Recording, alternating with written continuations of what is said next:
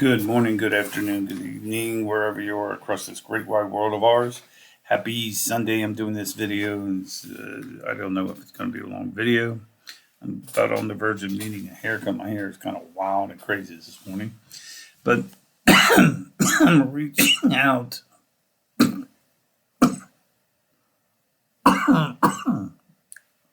Sorry about the cough, sneeze. I'm reaching out to talk again about the Bureau of Indian Affairs. From henceforward, I'm going to call it the BIA. And the point that I want to talk about the BIA is I still am a big advocate of defunding the BIA. I do have a op piece. I'm going to spend some time sending it out to see if anybody's interested in this, talking about it. I'm just, it's a word I'm looking for. Not getting enough traction that I like, but, excuse me again, but that doesn't prevail or doesn't impede my development of defunding the BIA. You know, we can just talk about the recent events, attempted assassination of Trump, the issue on NASA and the Starliner. Shows you that some of the institutions within the federal government are inept.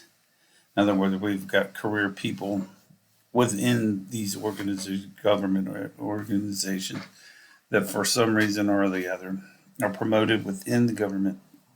And I'm a big component than probably most agencies within the government. Keep calm. I'm the doctor. Or got ineptness, and the issue becomes there are a lot of them are using the DIE and not necessarily promoting the best candidates, and that's kind of sad. But I can understand why they want to use the DIA because you still want a difference of opinion or a different what I call argument made by a different person. But the issue becomes, and this is not this video is not about NASA or the FBI or the Secret Service. This video concerns the BIA, and like any institution within the federal government, I believe it's top heavy. I believe it's antiquated. I mean, the Bureau of Indian Affairs was founded in the 1820s by John C. Calhoun, who was a senator of South Carolina. And yet, for the most part, there has been some revisions or some metamorphoses that occurred within the BIA. But for the most part, it's still the same agency, except it's grown.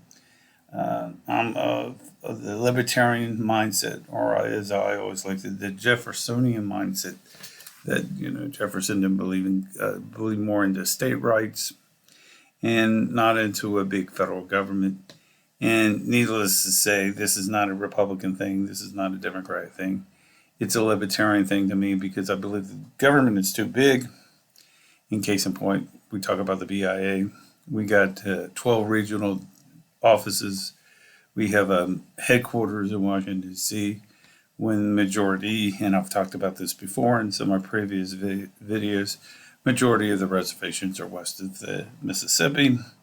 And we have an issue of where there's this historical drama, historical dislike for the white European establishment, namely the federal government, because many of these native people were forced onto reservations, forced off their lands, and moved elsewhere.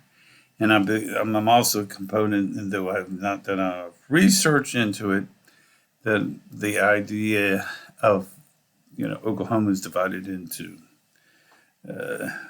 at one time many of the reservations were on eastern parts of Oklahoma.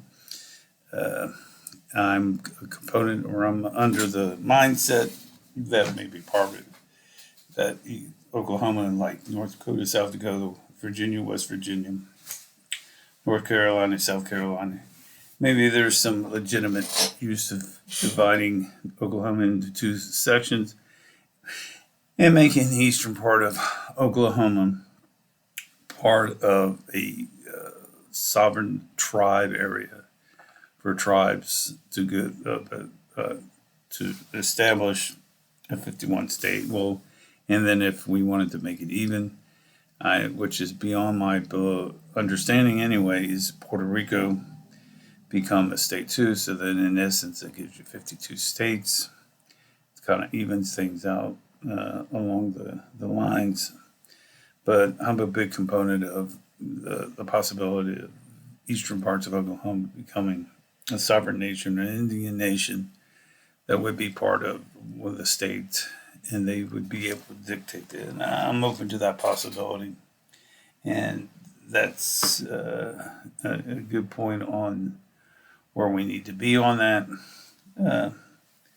Though I would probably say that there still needs to be some research done on that, and I have not done enough research on it. I know when the area was created, eastern parts of Oklahoma petitioned to be a state, and it was turned down by the federal government, which adds to this hopelessness or this historical drama by the native people or indigenous people. So here again, the issue is not that I want to talk about Oklahoma itself, but it's the establishment of the BIA, and that it needs to be transformed, get rid of, and create. I am still under the impression that it should be moved from 12 regional offices down to 4 regional offices, and then move the headquarters somewhere. And not eastern Oklahoma, where many of the tribes still exist, and that's a possibility in itself.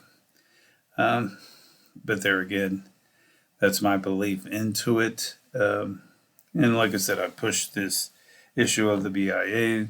I'm going to still push this. This is an election year. It's very important that we get this message out and we try to make changes. Like I said, it's just, case in point, we see that, with the latest events in the government, that we can see the emness. The other one would be, if I want to go on to another one, would be the issues with the airlines shutting down often, and the issues with Boeing. So, and the question becomes, is it time to move things more into it? And I'm a big component of the states, because we are called the United States of America. The things you should be united within the states. I mean, Thomas Jefferson always spoke out against this, as well as James Madison, about how the federal government could be, cause this. But I can understand the issue too with the federal government, because it can take on the debt in many states and have a credit rating. So, I mean, the issue becomes, where do we, take this? Is I still am a component of just the BIA becoming disinvolved in creating a new Native American system that would be, I think that would be a step forward in helping relationships with the federal government as well. Keep calm, I'm the doctor. But that is my point. This is a scholar. And like I said, I'm taking some courses to move things in a direction that would be risk management, and to understanding the possibility of this even creating. So, because you got to understand all integrates of the whole integration part of this, and you got to look at it not only at the aspect of Native people, but also as a constitutional aspect of the law too. So anyway, these are some food for thoughts about the BIA. Still going to harp on this, push on it. I'm a big believer that you got to put yourself out there. I made a video on my Positive Vibe page that you need to put yourself in an uncomfortable zone and move things in a way that moves things forward in life. And I think that's the only way you grow. That's the rationale I use about removing the BIA, dissolving the BIA, and coming up with a different agency, because you got to put yourself out there and make those changes. Anyway, please like and subscribe to my channel. I also have books available. latest one is Water Quality on the Reservation.